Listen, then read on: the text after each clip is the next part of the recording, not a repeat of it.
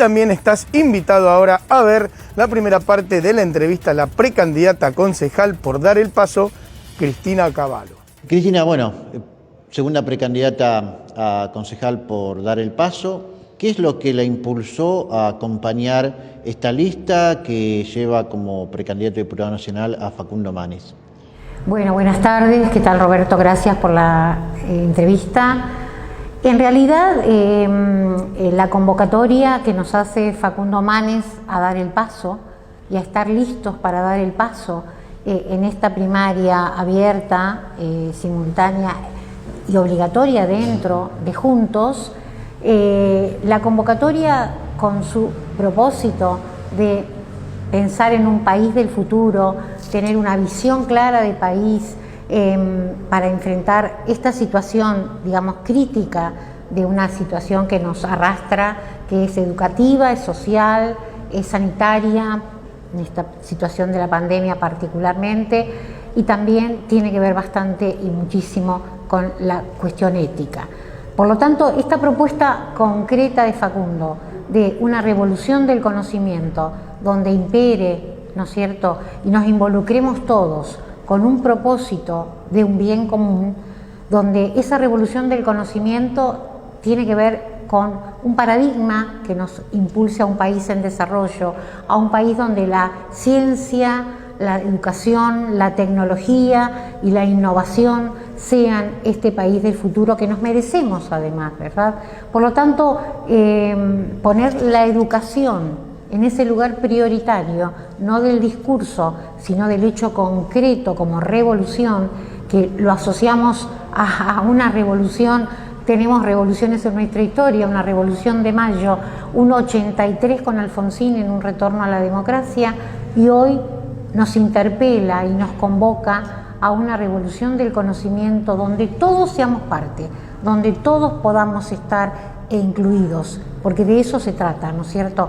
Y enfrentar esta crisis donde hay una profunda situación educativa en crisis, una profunda pérdida del empleo y situación económica, una cuestión que tiene que ver con apropiarse de los cambios tecnológicos. Hoy la producción está asociada a la tecnología y entonces en esta dirección educación y trabajo deben estar asociados en cuanto a educación y en cuanto a innovación y acompañado con la tecnología.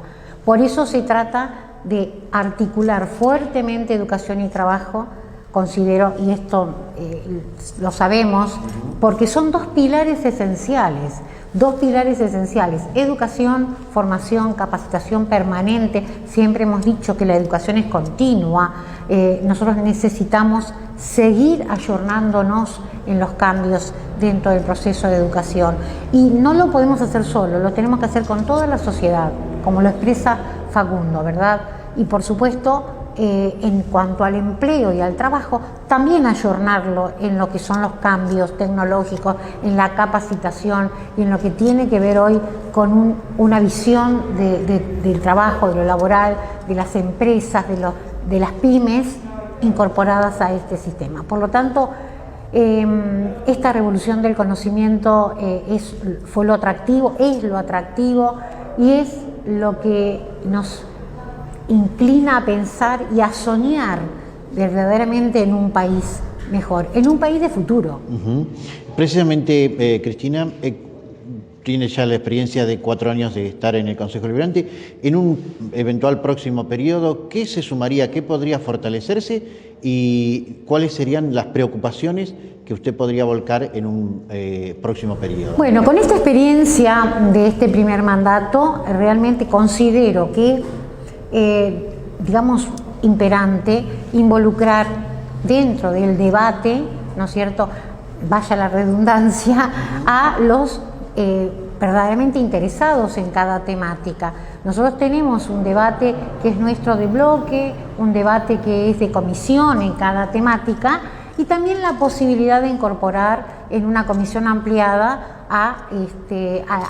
digamos, al actor que tiene que ver cuando apliquemos o se aplique desde el Ejecutivo esa ordenanza. Por lo tanto, eso es un tema que debemos incorporar. Mayor debate, mayor diálogo, mayor construcción de esa ordenanza y de ese tratamiento que siempre tiene que responder, sabemos, porque llegan al bloque las inquietudes, ¿verdad? Pero en la escucha, perfeccionar esa escucha, incluso ayornarla con los expertos, tomar el tiempo que se necesita para que esa ordenanza sea una ordenanza aplicable, ¿no es cierto? Y que cuando la llevemos a la práctica la podamos realmente tenerla en cuenta y llevarla con eficiencia. Una gran preocupación es desde la educación con el tema de la no presencialidad. Muchos alumnos, muchos niños y jóvenes han quedado en el camino. Nosotros aún no tenemos la nómina y la cantidad de niños y de jóvenes que han quedado en el camino. Esta es una preocupación para abordar prontamente en cuáles son para poder incluirlos dentro del sistema.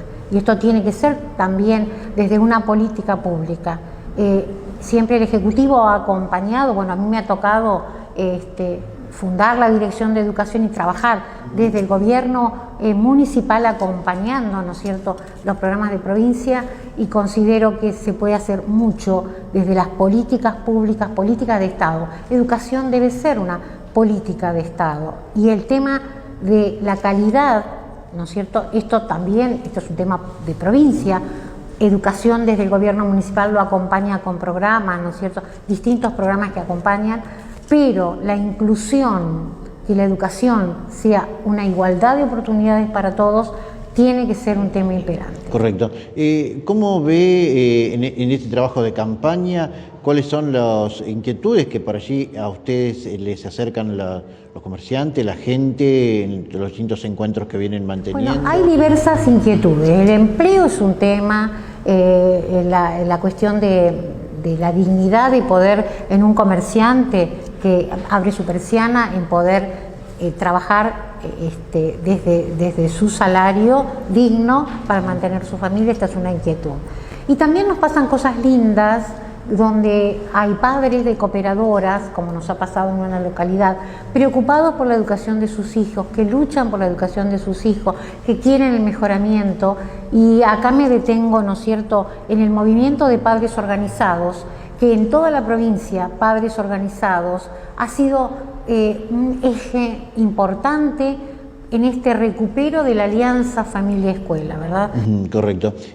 Cristina, y usted, como decíamos, el tema de educación es fundamental. Usted ha estado vinculado siempre al tema educativo. Este discurso, este mensaje que transmite Facundo Manes tiene mucho de presente y también mucho de futuro, ¿no? Tal cual. Es el presente, lo debemos abordar ya. Debemos abordarlo ya, porque la consecuencia, el efecto de la pandemia sobre la matriz educativa, hablo de contenido, pero no es contenido, es lo que tiene que ver con ese efecto en lo psicológico, ese efecto en la relación vincular que ha generado, es profundo. Por lo tanto, hay que volver a revincular a ese niño con los otros niños, a ese niño con el docente como modelo, como ejemplo.